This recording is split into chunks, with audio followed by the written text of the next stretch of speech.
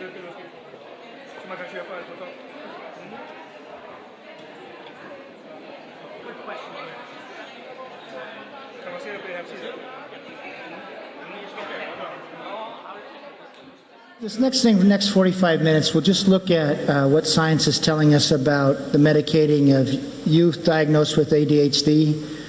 I don't know, in the U.S., it's about 10% of our children now that are diagnosed with ADHD.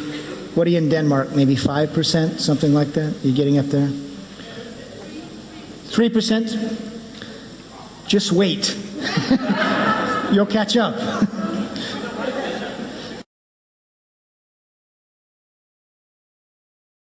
I think this is a really important question because obviously the children are not consenting. I mean, this is, with adults can choose.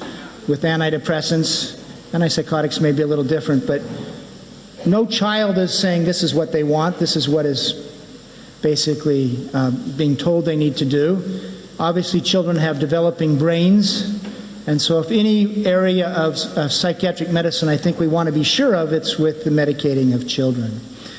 And what we'll just do here, a little bit about how the diagnosis came, some of the studies, and then looking at the long-term effects once again.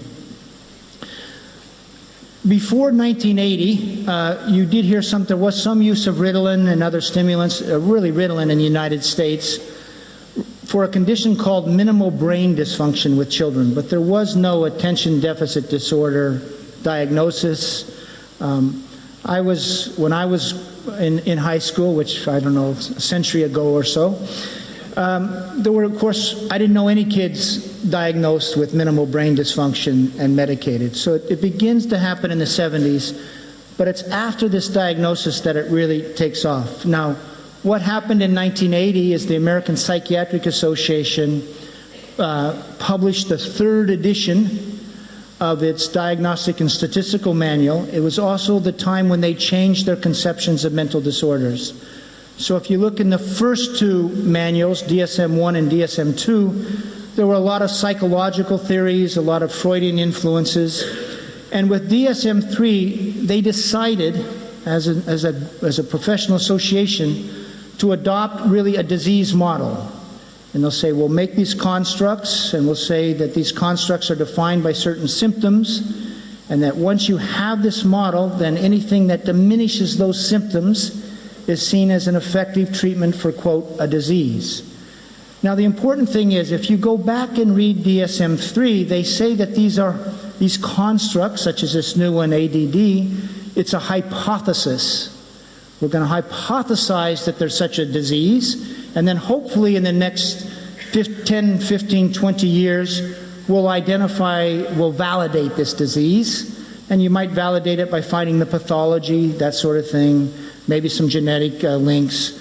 But it was born as a hypothesis, and not because they had identified any characteristic pathology of a certain group of kids. You'll see it gets born in 1980. We get DSM-3R, a revised division. They loosen the criteria. They loosen the criteria again in 1994. But basically, if you look at the cardinal symptoms, you'll see, suppose you have trouble staying focused in school, they fidget in school, they tap their feet, they talk too much. Really, it is a diagnosis for sort of failure to adapt well to the classroom. And you think I'm laughing here, but at least in the United States, that's where the diagnosis generally arises from. It's from teacher complaints your kid is disruptive in the classroom, not paying attention, or just not doing real well. You see the second little item here about the difference in who is more likely to get diagnosed? So Canada did a study, and what they did is look at kids diagnosed with ADHD, and then they grouped them by how old they were relative to the rest of their class. Because at least in Canada and the United States, you have basically a year difference, right? Between those who are the oldest kids to enter a grade and the youngest kids. And what they showed is, it goes along a line. The oldest kids in the class are the least likely to be diagnosed with ADHD, and the youngest kids are most likely to be diagnosed with ADHD. It's partly a maturity question, right? The younger kids are paying less attention. And you'll see we're now over 10%. So There's a construct, and they basically say we're going to say that if the kid is fidgeting too much, talking too much, we're going to call that a disease. The next question is, can we find the pathology of these kids so diagnosed? And you'll see 1991, we're just not finding it. We're not finding a clear anatomical basis. Here in 1997, they looked at efforts to see if it was caused by a chemical imbalance. Now, the way the chemical imbalance theory of ADHD arose, it had two parts in the United States. One was, again, understanding what stimulants do. So what do stimulants do? Stimulants block the reuptake of dopamine from the synaptic cleft. Therefore, they are dopamine enhancers or accelerators. So they hypothesized maybe people with ADHD have too little dopamine. What did they find in unmedicated ADHD kids? They just didn't find it. So they actually had a big conference on this, but you'll see this textbook says we just haven't found it. They had a conference on this. You'll see. And by the way, when they bring together this conference, it's people who have been researching the biology of ADHD, want to find something. I mean, they're believers in this, but you'll see we still haven't found it. 1998. And this last thing I think is really important, this last consensus statement. You will often hear that they've done scans and they'll say, these ADHD kids, their brain works differently. You've probably heard this, right? You might see a scan. When they actually looked at this, they said, yeah, but that's within medicated kids. So when we're seeing differences, is that really what we're seeing as a brain on medication, or is that the ADHD brain, so to speak? And you see when they looked at this, what did they say? Virtually all of these studies that show differences, they're not accounting for the factor of medication. Okay? You'll see this as a diagnostic, etc. Let's see if I got one more on this. And this is the confounded medication. So they're saying, have we actually identified a biological abnormality that really helps us diagnose? No. And then they're acknowledging that the differences that are reporting haven't tried to account for this confound of medication. All I'm saying is, we've been doing this for, watch this. To our knowledge, no controlled trials have examined the effect of stimulant medication on structural brain abnormalities in youth with ADHD, suggesting a critical area for future research. My question is, since you know the drugs change the brain, why aren't you doing this research? I mean, it's 30 years. So are you really interested in finding out what's supposedly different or not? I mean, I think this shows a real absence of really trying to understand what's going on. Because obviously medications are an important confound. So, it's 2014. Do we know any characteristic biology, abnormality of kids diagnosed with ADHD absent the confound of medication? And this is by the American Psychiatric Association, okay? This isn't critics or anything like that. They're saying we don't have that.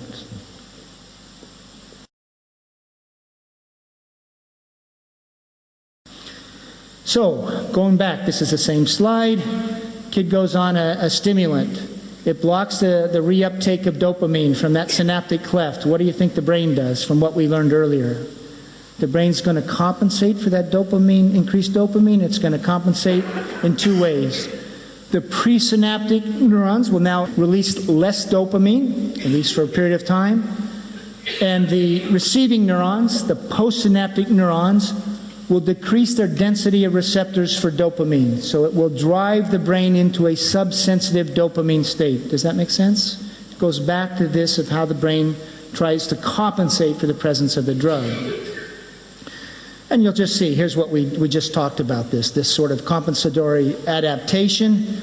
One thing that is interesting, cocaine and methylphenidate is Ritalin.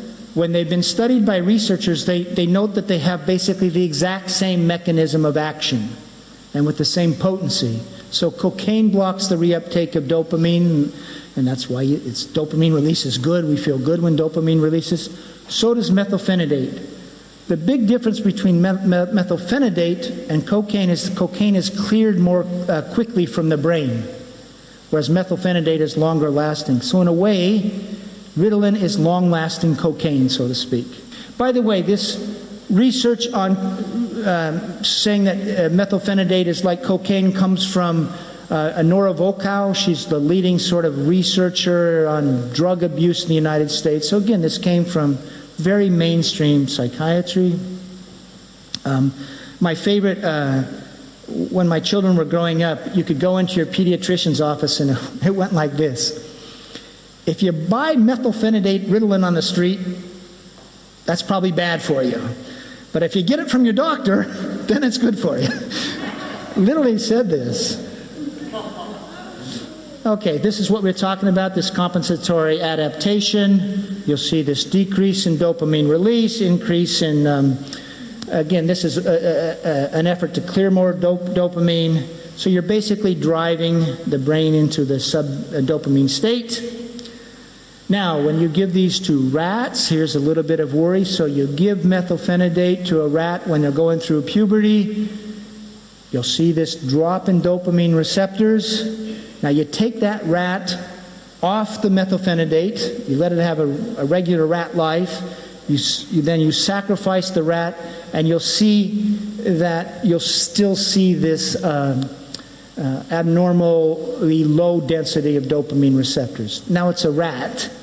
It's not a human. The human brain may be very different. But you can see here in this animal study some concern that if you drive the brain into a sub-dopaminergic state during puberty, could it persist into adulthood? And we'll get into some data why there may be some worry about that. So, they ran studies going back to the 1980s. They give people methylphenidate, and what do they see? With great regularity, they do see and observe a change in behavior. The kids move around less, they talk less, and they do seem better about focusing intently on a very narrow sort of thing. So like an arithmetic problem, or whatever is the problem, especially if it has any sort of rote mechanism to it, like arithmetic, repetitious thing, they do better at that. And you'll see here, 1995, they're describing how do stimulants change children. And you'll see, they reduce activity, finger tapping, that sort of thing, and classroom disturbance. So that's one way to assess the effect of drugs on kids. This is another way. So psychologists went in and said, let's measure some other functional areas. Do they play as much with others? No. Now, is that good or bad? You can see there's a subjective element there. This is the same thing, right? They're actually not engaging as much with other children, but in some ways, that's the classroom disturbance part, right? But in that way of evaluating things, that's seen as a positive. But here, reduction in initiation of social interactions, subjectively, we might question whether that's good for the child. Reduces a child's curiosity about the environment. Child loses its sparkle. Medicated children often become passive, submissive, socially withdrawn. This is sort of looking at the children through a different lens, sort of a more humanistic, holistic lens. Now, the last one I think is key. Stimulants curb hyperactivity by, quote, reducing the number of behavioral responses. In other words, they're becoming less, in a global way, responsive to what's going on in the classroom. Now, next, what do we really want to see in children when they're put on stimulants? We want to see that they're doing better academically, right? I mean, I think that's what parents want. They want to see their kids get good, better grades. And what did they do when they initially tested this in the 1970s? You'll see, yeah, better on sort of really repetitive tasks, but not on these more complex tasks like reasoning, problem solving, creative tasks. You'll see what the second one said. And the bottom line was this after 1 decade. The major effect of stimulants appears to be an improvement in classroom manageability rather than academic performance. In that line, you're seeing the teacher likes this kid better. Okay, but whether you're helping the kid is another question. So, by the early 1990s in the United States, we've been using these drugs at this point for, 15 years.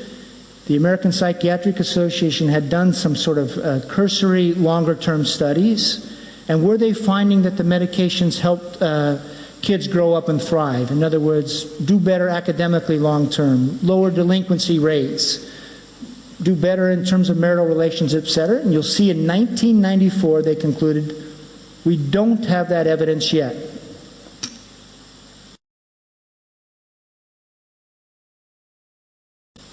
So at that point, the NIMH mounted what they said is going to be the first well-designed long-term study of the effects of stimulants on children. It was called the MTA study, the multi-site, multimodal treatment study of children. You'll see it's heralded as, we're finally really going to assess whether these medications help children over the long term. You'll see, where are we now? What is our knowledge out in 1994? You'll see the third thing. At this point, we have no evidence of long-term benefit. You see this, right? Okay, now here's how the study is designed. It's basically 4 different arms. It's either medication alone in the community, medication as alone but as prescribed by experts in ADHD, and then it's behavioral therapy or a combination of the two. And here's the 14-month results, and these results were publicized widely because it was seen as there was now evidence that the medications provided a long-term benefit. And by the way, this is the outcome still often cited in clinical care guidelines as proof of a long-term benefit. Just so you know, it's coming from this study. And you'll see lower ADHD symptoms, and it seems like some of the kids were doing better on reading tests in that group prescribed stimulants by experts. Okay, that's what we're really reporting here. And they say, you'll see the bottom, since ADHD is now regarded by most experts as a chronic disorder, ongoing treatment often seems necessary. This is the study that says we should be keeping these kids on the medication.